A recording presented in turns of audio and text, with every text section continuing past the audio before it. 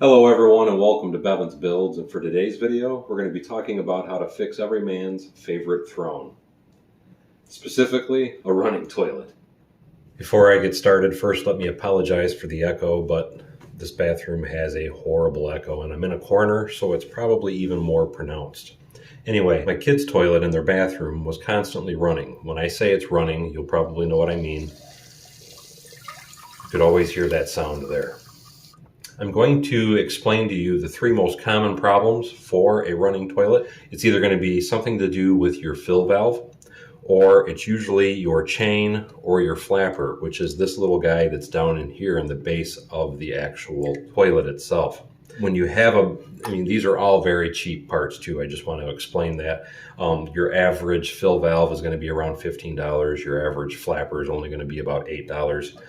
And sometimes even your handle will break, which is actually what the problem was with this particular toilet. And I've already replaced it, and I replaced it with this really nice heavy duty one. This particular handle can actually be used on any location on the back of a toilet, which makes it awesome.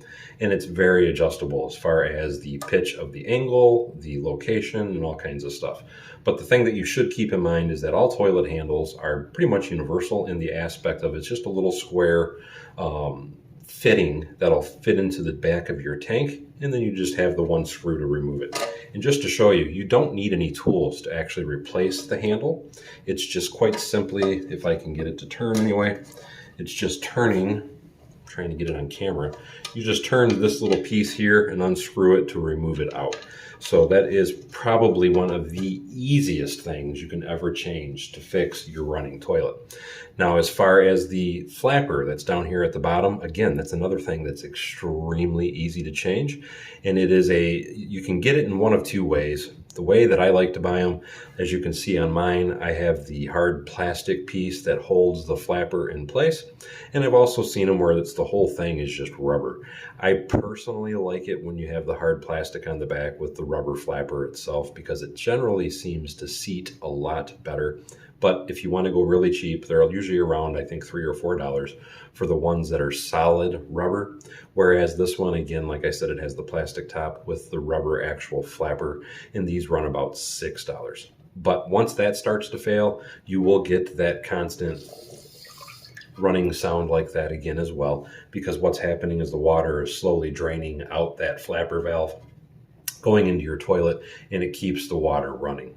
The next thing I want to tell you is most of your problems, if it's not the flapper, if it's not your chain length, or if it's not the handle itself, which generally the handle, the chain, and the flapper, it's usually, when it's that problem, it's usually either the flapper or the chain.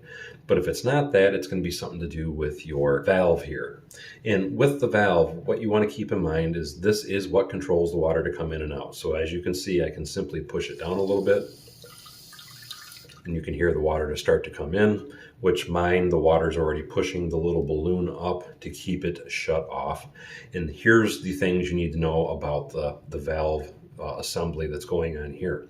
One thing that can possibly fail is sometimes this ball float that is sitting here floating on this linkage arm right here. Sometimes these will start to decay and they'll get a little water in them. Once they get a little water in them, when the water's filling up in the tank here, it doesn't fill up all the way because the water in this valve holds it down, and it'll keep that constant noise there. That's a really cheap item to replace, and this just screws right off, or you can, usually the ball comes with this rod and you can screw it right out and screw it right back in. And again, this is something that is a part that is pretty much universal to all toilet tanks. The next thing I can tell you is you have an adjustment screw on the back of most of your valve assemblies like you see here. And it can sometimes just be as simply as maybe you can't get the tank to get high enough, so you just give this little screw a little tweak, and sometimes that'll make the valve go away. But sometimes the valve assembly itself is just quite simply bad and you have to replace it. Again, it's not that big of a job, but the thing I do want to point out is if you are going to replace the valve assembly here, what you would actually do is you want to flush the toilet, get all the water out of the bowl here. And then what you do is you shut the water off on the wall over here so this cannot fill back up. That way you can take the assembly apart and do it very easily. I'm not going to show how to do all these different things due to the fact that mine is already currently working, but I do want to explain again, those are your most common problems with the tank. It's either the fill valve, it's either the handle, or it is the flapper down at the base of the toilet. And I guarantee once you check all of those things, you're going to find a problem with one of them, and you will fix that running toilet so you don't have to listen to that constant anymore.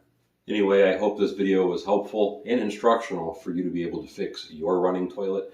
And if you have any questions, please feel free to ask them in the comments below, and I'll be happy to answer them.